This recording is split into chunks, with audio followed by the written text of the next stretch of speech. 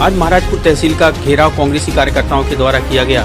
महाराजपुर के पूर्व विधायक नीरज विनोद दीक्षित के द्वारा किसानों की समस्याओं को लेकर आंदोलन किया गया और तहसील का घेराव किया गया, जिसमें महामहिम राज्यपाल के नाम तहसीलदार को ज्ञापन भी सौंपा गया। मांग पत्र में उन्होंने अघोषित बिजली कटौती, संपूर्ण विधानसभा क्षेत्र के अंतर्गत खराब ट्रांसफार्मर और आवारा पशुओं से खराब हो रही फसल के लिए मांग रखी गई। इसके साथ ही नगर पालिका परिषद महाराजपुर में व्याप्त भ्रष्टाचार को लेकर भी सवाल खड़े किए और उचित जांच एजेंसी से जांच कराने की बात कही। इसके साथ ही सागर कवरई 4 लाइन पर बांटे गए मुआवजे में विसंगतियों का भी हवाला दिया। इसके साथ ही उन्होंने कहा है कि 2022 और 23 की शासन की गाइडलाइन के अनुसार मुआवजा वितरण किया जाए। यदि भ्रष्टाचार यहीं पर नहीं रुकता है तो नीरज विनोद दीक्षित ने बताया है कि इस तरह के आंदोलन पूरी विधानसभा में जारी रहेंगे और किसानों के हित के लिए हमेशा वह आगे आते रहेंगे और जब तक उनकी समस्याओं का समाधान नहीं होता है तब तक आंदोलन जारी रखेंगे। अब आइए आपको सीधा लिए चलते हैं धरना प्रदर्शन स्थल पर, जहां पर कांग्रेसी कार्यकर्ताओं सहित नीरज विनोद दीक्षित स्वयं उपस्थित हैं।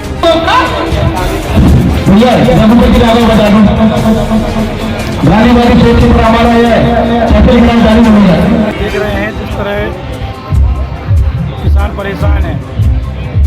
ठंड के दिनों में भी अवैध कटौती की जाती है। समय समय पर हमारे किसानों को लाइट नहीं मिल रही, जिससे उनकी ढलाई नहीं हो पा रही है। बच्चों की परीक्षाएं भी पास आ गई हैं। इसके बाद जो 24 घंटे की लाइट है वो महज 12, 13 या 14 घंटे देती है दिन भर में।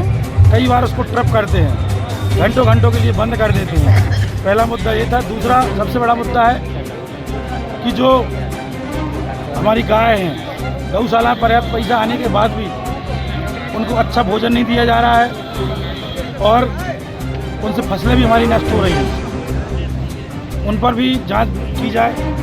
और आपकी महाराजपुर नगर पालिका में कई निर्माण कार्य भ्रष्टाचार की भेंट चढ़ गए हैं, उनकी एक कमेटी बनाकर जांच की जाए। और साथ में तो लाइटें लगी हुई हैं बड़े बड़े पोलों में, वो आज 10 महीने से महाराजपुर की खराब है, उस पर गौर नहीं किया जाता है। इन सब चीज़ों को लेके साथ में 4 लाइन पर जो मुआवजा मिला, उचित मुआवजा नहीं मिला है उन किसानों को।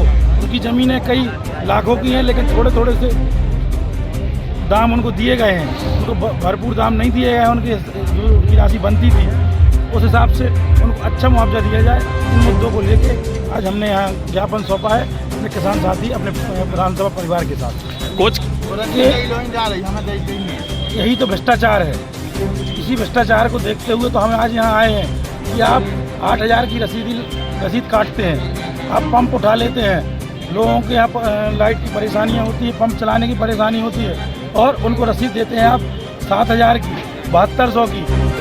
उचित नियम अनुसार जो रेट है उससे कहीं ज़्यादा वसूली करते हैं। ये केवल भ्रष्टाचार है। आपने देखा होगा कई गाँव में डीपीयाँ रखवाने के लिए उनके लाइनमैन भी कह देते हैं कि 5,000 दे दो, कल रख जाएगी।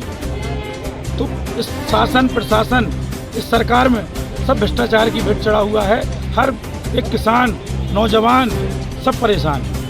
यदि जो आपने नियत वक्त दिया है इतने दिनों में शासन द्वारा कोई कार्रवाई नहीं की जाती तो आगे आपका क्या रोल रहेगा? अगर 10-15 दिन के अंदर उचित कार्रवाई नहीं की जाती है, हमारे विद्युत की समस्याओं को समाधान नहीं करते हैं, तो हम आने वाले समय में नौगांव में ज्ञापन नहीं तो देंगे ही देंगे। वहाँ जब तक तैयार आपकी सभी मांगें पूरी नहीं होती हैं तब तक वहाँ हम अनशन और आंदोलन करेंगे।